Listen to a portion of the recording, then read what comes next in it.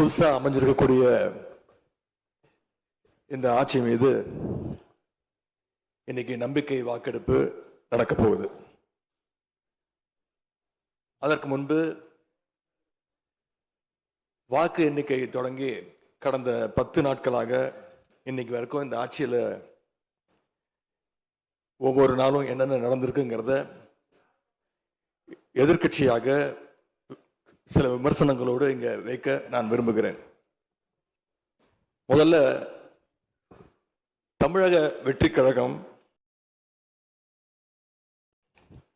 ஆட்சி அமைக்கணும்னு பெரும்பான்மையான மக்கள் உங்களுக்கு வாக்களிக்கவில்லை.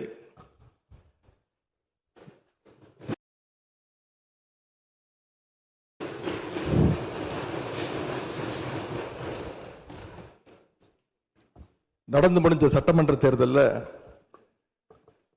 பதிவான வாக்குகள் சுமார் 4,93,25,000 வாக்காளர்கள் வாக்களிச்சிருக்கிறாங்க. தற்போதைய ஆளுங்கட்சிக்கு வாக்களிச்சவங்களுடைய எண்ணிக்கை எவ்வளவு தெரியுமா? 1,72,26,000 தான். மீதம் இருக்கக்கூடிய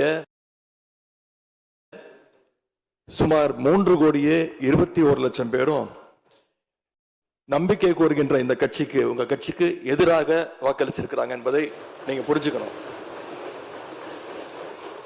அதாவது கிட்டத்தட்ட 65% மக்களால நிராகரிக்கப்பட்ட ஒரு ஆட்சி மேல எங்களுக்கு மட்டும் இல்ல, உங்களுக்கு வாக்களிச்ச மக்களுக்கே கொஞ்சம் கொஞ்சமா நம்பிக்கை குறைஞ்சிட்டு வருது. எங்களுக்கு மட்டும் இல்ல, உங்களுக்கு வாக்களிச்ச மக்களுக்கே கொஞ்சம் கொஞ்சமா நம்பிக்கை குறைஞ்சிட்டு வருது. அடுத்து மிக முக்கியமான ஒண்ணு நம்பர்ஸ், மெஜாரிட்டிக்கான நம்பர்ஸ். நம்முடைய சட்டமன்றம் 234 உறுப்பினர்களை கொண்டது. மேஜிக்கல் நம்பர்னு சொல்லுவாங்க. 118 உறுப்பினர்களை கொண்ட ஒரு கட்சியோ ஒரு கூட்டணியோ தான் ஆட்சிக்கு வர முடியும். இப்ப நம்பிக்கை கோருகின்ற இந்த கட்சிக்கு, உங்க கட்சிக்கு அந்த நம்பர்ஸ் இருக்கான்னு கேட்டா இல்ல. 108 இடங்கள் தான் இருக்கு.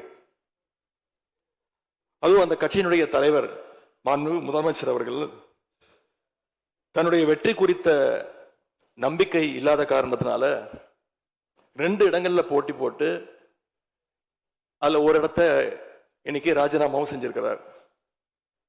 இன்னும் அந்த தொகுதி மக்களை சந்திச்சு, நேரில் சந்திச்சோ இல்ல ஒரு அறிக்கை மூலமாகவோ ஒரு நன்றியை கூட இன்னும் தெரிவிக்கல. அது மட்டும் இல்ல, நேத்து உயர்நீதிமன்றம் அளிச்ச தீர்ப்புல ஆளுங்கட்சியை சேர்ந்த திருப்பத்தூர் சட்டமன்ற தொகுதியினுடைய மாண்புமிகு உறுப்பினர் வாக்கெடுப்புல கலந்து கொள்ள கூடாதுன்னு நீதிமன்றத்தில் சொல்லியிருக்கிறாங்க. அதனால இப்ப ஆளுங்கட்சிக்கு வெறும் 106 இடங்கள் தான் இருக்கு. ஆனாலும் தேர்தல்ல தனக்கு எதிராக எங்க தலைவர் அமைச்ச கூட்டணியில போட்டியிட்ட கட்சிகளை எல்லாம் இன்னைக்கு சேர்த்துக்கிட்டு பெரும்பான்மைக்கான கடிதத்தை ஆளுநருக்கு கொடுத்து இன்னைக்கு இந்த ஆட்சி அமைக்கப்பட்டிருக்கு.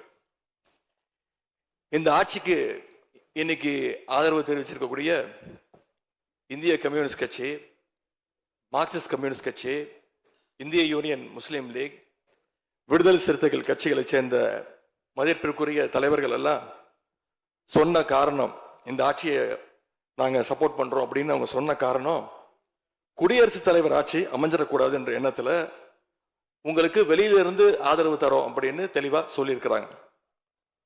அதே நேரத்தில் இன்னொன்னு சொன்னாங்க, இப்பவும் அவங்க எங்க தலைவர் தலைமையிலான திராவிட முன்னேற்ற கழக கூட்டணியில தான் தொடருவோம்னு சொல்லியிருக்கிறாங்க. உங்களுக்கு ஆதரவு கொடுக்கும் போது அவங்க சொன்ன இன்னொரு காரணமும் இருக்கு, அதையும் நம்ம ஞாபகம் வச்சுக்கணும். மதச்சார்பற்ற ஆட்சி அமையணும்னு சொன்னாங்க. ஆனா இப்ப இங்க என்ன நடந்திருக்கு? உங்க கொள்கை எதிரின்னு சொன்ன பாஜக தலைமையிலான என்டிஏ கூட்டணியில போட்டியிட்ட ஒரு சட்டமன்ற உறுப்பினரை அந்த கட்சி தலைவருக்கே தெரியாம அந்த கட்சி தலைவருக்கு தெரியாம திருட்டுத்தனமாக இந்த ஆட்சிக்கு ஆதரவு தர வச்சிருந்தீங்க. இப்ப நான் சொல்றது ரொம்ப டீசென்டான வெர்ஷன். அந்த திருட்டுத்தனமான வார்த்தையை மட்டும் நிக்கிறேன்.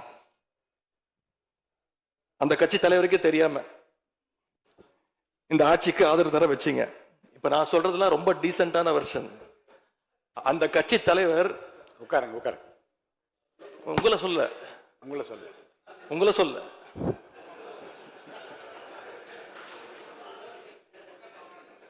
உட்காருங்க. மாண்பு உறுப்பினர் காமராஜ் உட்காருங்க. மாண்பு உறுப்பினர் காமராஜ் உட்காருங்க. மாண்பு உறுப்பினர் காமராஜ் உட்காருங்க. இப்ப நான் சொன்னதுல ரொம்ப டீசென்டான விஷயம் வெர்ஷன். அந்த கட்சி தலைவர் திரு டிடிவி தினகரன் சொன்னது என்ன தெரியும்? சொன்னாரு, ஆட்சிக்கு வர்றதுக்கு முன்னாடியே குதிரை பேரத்துல ஈடுபடுறாங்கன்னு சொன்னார். நேற்று சொல்லியிருக்கிறாரு, மாற்றம்னு சொன்னீங்க, இது மாற்றம் இல்ல துர்நாற்றம் அப்படின்னு சொல்லியிருக்கிறார். அடுத்து அதே பாஜக தலைமையிலான என்டிஏ கூட்டணியில் இருக்கக்கூடிய பெரிய கட்சியான அதிமுக இன்னைக்கு கிட்டத்தட்ட 2 பிளவுபட்டிருக்கு. பிளவுபட்ட ஒரு குரூப் உங்களுக்கு ஆதரவு தெரிவிச்சிருக்கிறாங்க. அடுத்து நடந்த இன்சிடென்ட் தான் மிகப்பெரிய ஒரு ட்விஸ்ட். பிளவுபட்ட குரூப்ல இருக்கக்கூடிய ஒரு தலைவரோட வீட்டுக்கு ஒரு புது சோஃபா போகுது.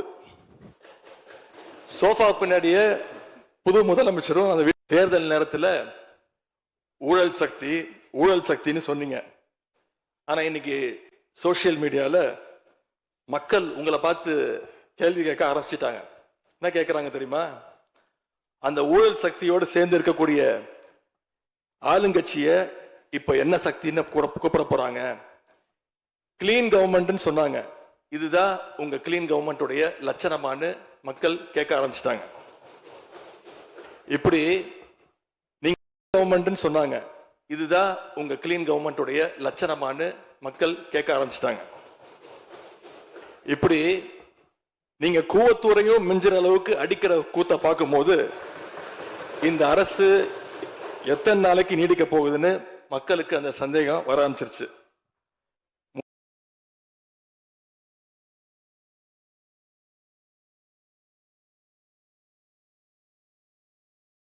முதல் கோணலே முற்றிலும் கோணல்ன்ற மாதிரி உங்க நடவடிக்கை எல்லாமே இன்னைக்கு நடந்துகிட்டு இருக்கு. இப்படி எம்எல்ஏக்களை எல்லாம் கடன் பெற்று ஆட்சி நடத்துகின்ற முதலமைச்சர் தான் அளித்துள்ள போலி வாக்குறுதிகளை நிறைவேற்ற முடியாதுன்னு தெரிஞ்ச உடனே முந்தைய அரசு, அதாவது எங்களுடைய அரசு வளர்ச்சிக்காக பெற்ற கடன் குறித்து தவறான கருத்துக்களை தந்து மக்களை இன்னைக்கு திசை திருப்ப முயற்சி செஞ்சு கொண்டிருக்கிறார். பெரும்பான்மையும் இல்லாத, அரசியல்ல அடிப்படை நேர்மையும் அல்லாத இந்த அரசு நல்லாட்சி தரும், தமிழ்நாட்டு மக்களுடைய உரிமைகளுக்காக போராடும்னு மக்களுக்கு துளியும் நம்பிக்கை இல்லை. முக்கியமான ஒரு விஷயத்தை இங்க நான் பதிய வைக்க விரும்புகிறேன். உங்களுக்கு ஓட்டு போட்ட மக்களே நடக்கிறதையெல்லாம் பார்த்துட்டு ஒரு பெரிய தப்ப பண்ணிட்டோமோன்னு இன்னைக்கு வருத்தப்பட ஆரம்பிச்சிட்டாங்க. மக்களுடைய அந்த உணர்வை வெளிப்படுத்தும் விதமா இந்த ஓட்டெடுப்புல கலந்துக்காம திராவிட முன்னேற்ற கழக உடன்பிறப்புகள் உறுப்பினர்கள் நாங்க வெளிநடப்பு செய்ய போறோம். நாங்க வெளிநடப்பு செஞ்சாலும் அதனால பேரவையுடைய எண்ணிக்கை அளவு குறைஞ்சு நீங்க நிச்சயம் இந்த வாக்கெடுப்புல வெற்றி பெறதான் போறீங்க. அப்படி வெற்றி பெற்ற பிறகாவது மக்களுடைய நம்பிக்கையை காப்பாற்றுற மாதிரி உங்களுடைய பணிகள் இருக்கணும், உழைங்க. எங்க தலைவர் திரு முத்துவேல் கருணாநிதி ஸ்டாலின் அவர்கள் கடந்த 5 வருஷமா ஒவ்வொரு குடும்பத்துக்கும் பார்த்து திட்டங்களை நிறைவேற்றி கொடுத்தார். அந்த திட்டங்களை எல்லாம் நீங்க தொடரணும். தயவு செஞ்சு அதுல அரசியல் செய்ய வேணாம். ஏன்னா இந்த மாசம் 15ஆம் தேதி கலைஞர் மகளிர் உரிமை தொகை 1,31,00,000 தாய்மார்கள் காத்துக்கிட்டு இருக்கிறாங்க. அந்த 1000 ரூபாய் வருமா அப்படின்னு காத்துக்கிட்டு இருக்கிறாங்க. அதே மாதிரி புதுமை பெண் திட்டம், தமிழ் புதுவன் திட்டங்கள்ல காலேஜ் போற ஸ்டூடெண்ட்ஸ் அவங்களுக்கு வர மாசம் வர கல்வி ஊக்கத்தொகை 7ஆம் தேதி கொடுத்துருக்கணும், இது வரைக்கும் வரல, அவங்களும் காத்துக்கிட்டு இருக்கிறாங்க. இப்ப ஸ்கூல் இல்லைனாலும் ஜூன் 2ஆம் தேதி ஸ்கூல்ல ரீஓபன் பண்ண போறாங்க. அப்ப காலை உணவு திட்டத்துக்காக பள்ளி மாணவர்கள்லாம் காத்துக்கிட்டு இருக்கிறாங்க.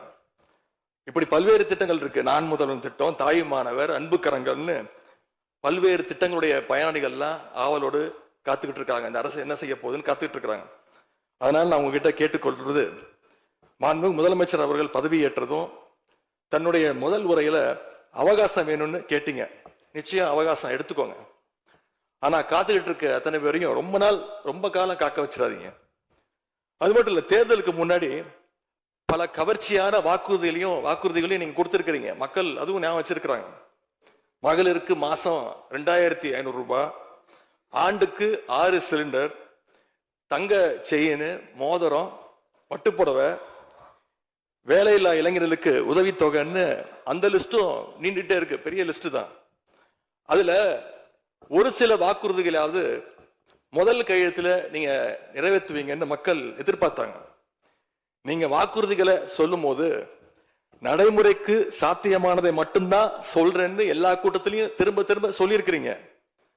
எனவே அதை விரைந்து செஞ்சு காட்டுங்க. இந்த நேரத்தில் எங்க திராவிட மாடல் ஆட்சியை பத்தி நான் ஒன்னே ஒன்று மட்டும் குறிப்பிட விரும்புறேன். நாங்க ஆட்சிக்கு வரும்போது 2021 கடுமையான கோவிட் பெருந்தொற்று காலம், செகண்ட் வேவ். அப்ப மாநிலத்துடைய பொருளாதார வளர்ச்சி எவ்வளவு தெரியுமா? வெறும் 0.7%. அந்த நிலையிலையும் எங்க தலைவர், எங்க முதலமைச்சர் அப்போ முதல் கையெழுத்திலேயே மகளிருக்கு விடியல் பயண திட்டத்தை கொடுத்தார்.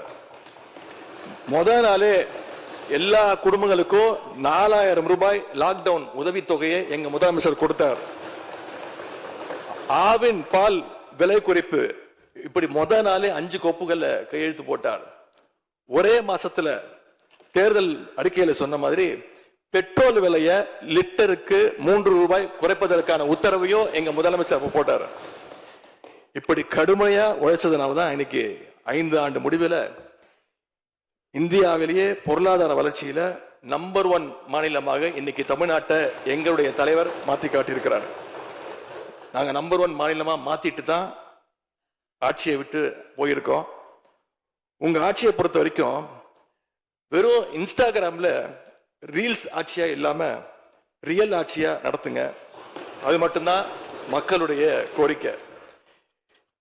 எங்களுடைய தலைவர், திராவிட முன்னேற்ற கழகத்துடைய தலைவர் முத்துவேல் கருணாநிதி ஸ்டாலின் அவருடைய கட்டளையின்படி நீங்க ஆட்சியை தொடர நாங்க தடையா இருக்க விரும்பல.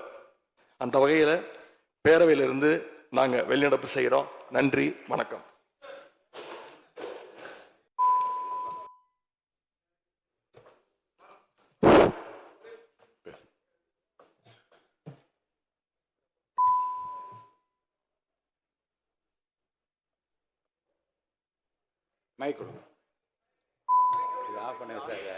மாண்புமிகு பேரவைத் தலைவர்களே, மாண்புமிகு எதிர்க்கட்சி தலைவர் குறிப்பிட்ட பொழுது கோவத்துறை குறிப்பிட்டு சொன்னார்கள்.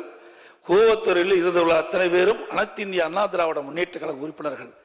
நான் முதலமைச்சராக தேர்வு செய்யப்பட்ட பிறகு நம்பிக்கை கோரும் தீர்மானம்